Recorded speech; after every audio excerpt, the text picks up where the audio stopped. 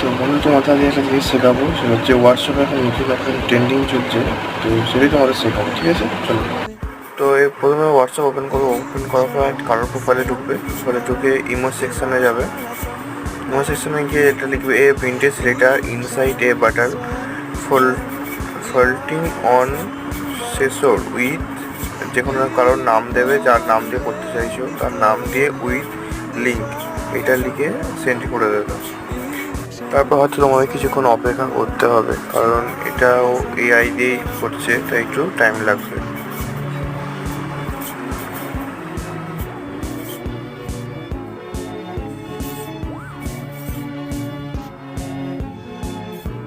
Two hours later. তো বন্ধু দেখতে পাচ্ছি এরকম একটা জিনিস চলে এসেছে, ভোটারের সাইডের নাম, এটা এখন নতুন চলছে।